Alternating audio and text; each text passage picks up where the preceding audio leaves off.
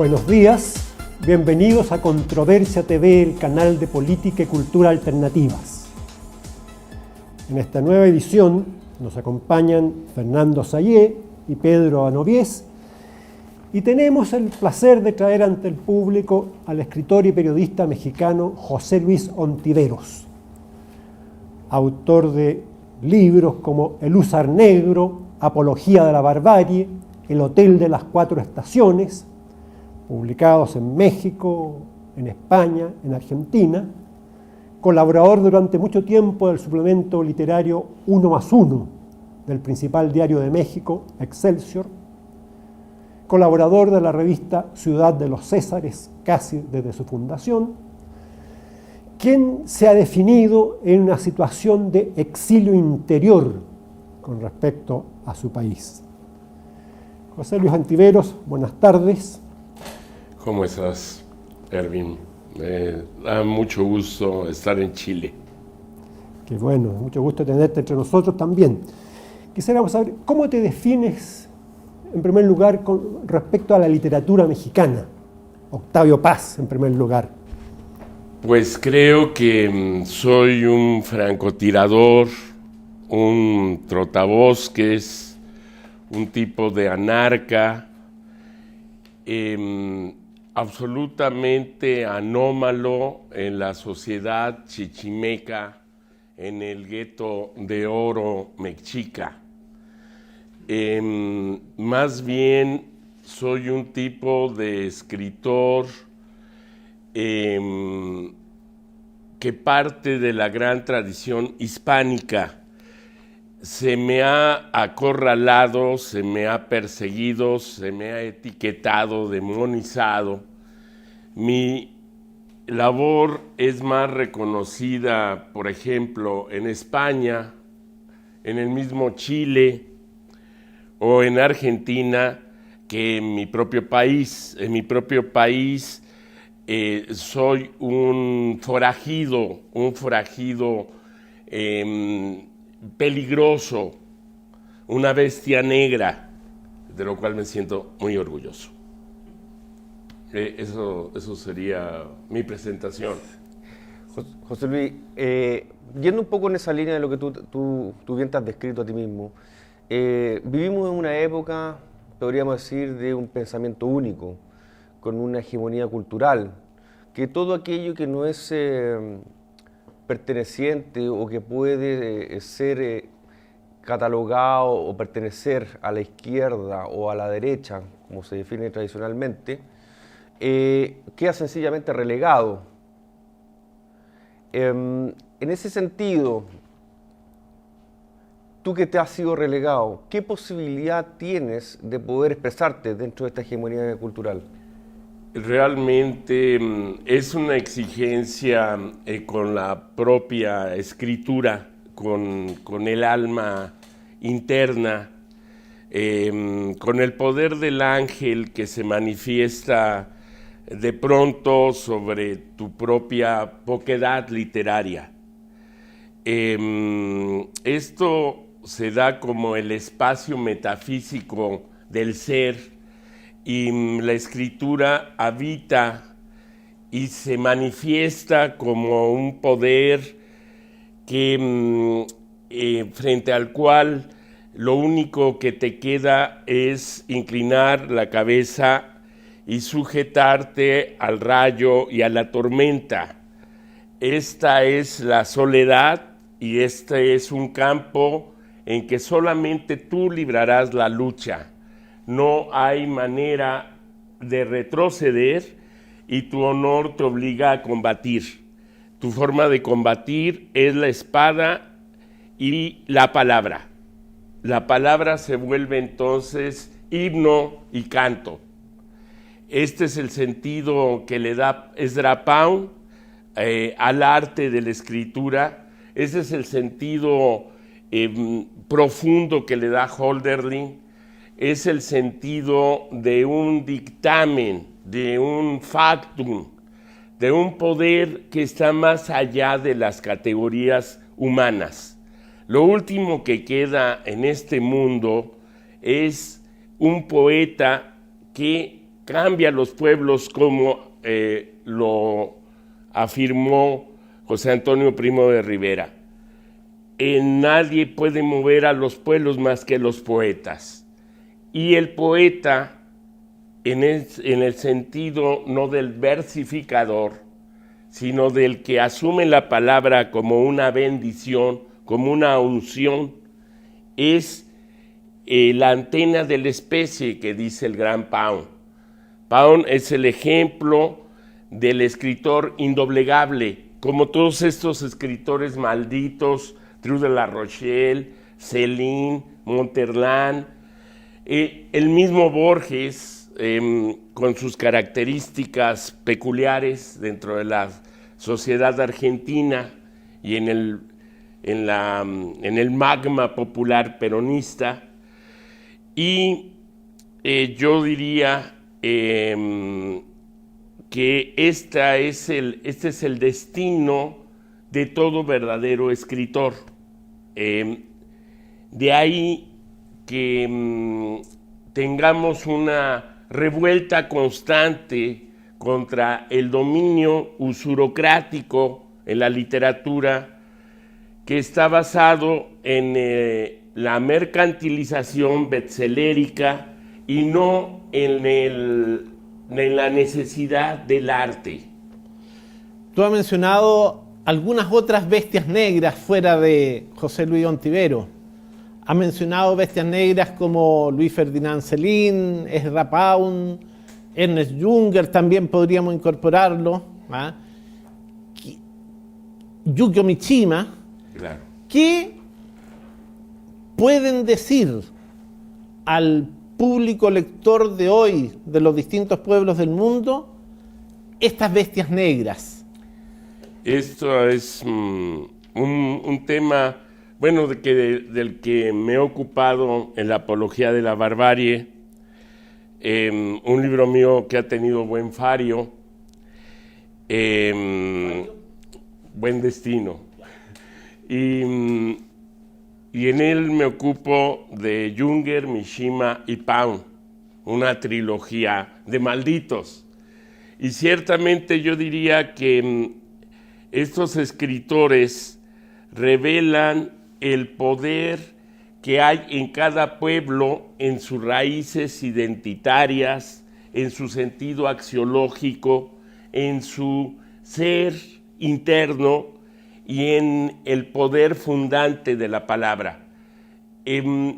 Ningún pueblo puede vivir sin grandes escritores. Los grandes escritores deciden subterráneamente desde sus buhardillas el destino de los pueblos, aunque crean que son los plutócratas o que son unos círculos oscuros del poder de la sierpe de Sión. No, son los escritores los que conciben el mundo.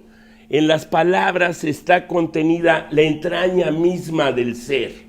¿Y qué obra puede surgir de esa herencia? De la herencia de un Junger, de un Mishima, de un Céline, de un Ontivero. Realmente son paradigmas. Vamos, Ontiveros tiene una estatura muy reducida frente a esos grandes hombres y frente a esos enormes escritores.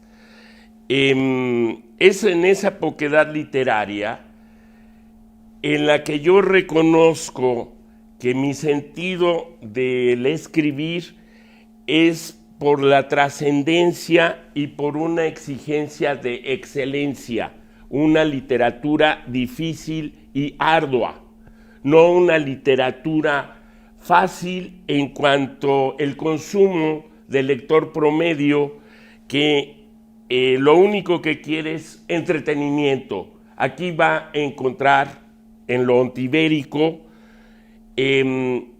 espinas y un caminar difícil y un planteamiento que lo sacuda.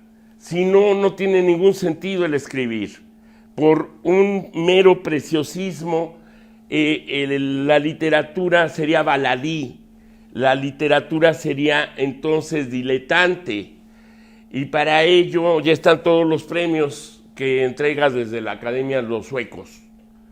Y hasta los incas que luego se agachupinan como Vargas Llosa. Es decir, todo ese tipo de escritores encaramados en la fatuidad, en el éxito mercantilista, no son más que mercaderes que se valieron de las palabras como mercancías. José Luis, pero yo te oigo escuchar y me da la impresión de... Me ha recordado Tempestades de acero, de Junger, en la cual veo un hombre inmerso en una guerra, donde las balas van zumbando por encima de él o por el costado, y aún así te mantienes impertérrito, porque ya la guerra está desatada, una cosa así te veo. En ese sentido, con la potencia, como lo estás diciendo, ¿cuál de tus libros es el más importante? Sí, es difícil hablar de importancia, pero ¿cuál es para ti el que más sangre y sudor ha costado? Esa es una pregunta que no sé si es el parto de los montes también, no el que nace un ratón, pero podría decir que el Hotel de las Cuatro Estaciones, es que ahí es difícil por la narrativa, por el ensayo. Puedo decir que quizás de lo que estoy más orgulloso es de mi serie de ficción, de relatos, desde La Treta de los Signos, Cíbola y El Húsar Negro, que considero que se complementan y formarían un solo libro de relatos. Pero siempre esta es una visión muy solipsista. Pero, y volviendo al tema del Hotel de las Cuatro Estaciones, un hotel que significó mucho en la realidad dentro del acontecer histórico. ¿Por qué el Hotel de las Cuatro Estaciones? El Hotel de las Cuatro Estaciones se refiere al último mártir del siglo XX, Rudolf Hess, a la máscara de hierro de Spandau. Don Miguel Serrano, al que considero un símbolo de la literatura iberoamericana, no solo chilena, don Miguel Serrano quizá pensó que debía yo haber escrito una obra épica. No me hizo una crítica abierta, pero de alguna forma me sugería que me fuera a la épica.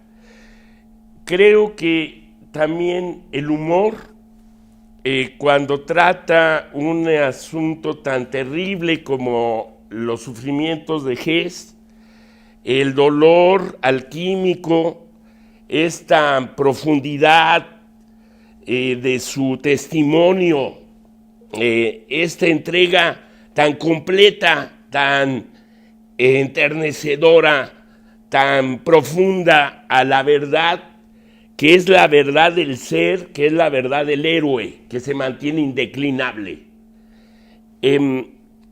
Pero yo siento que en el Hotel de las Cuatro Estaciones lo que estoy diciendo es que desde Spandau, Hess mantuvo el eje mismo, el centro del poder, nunca cedió, nunca se entregó a los verdugos.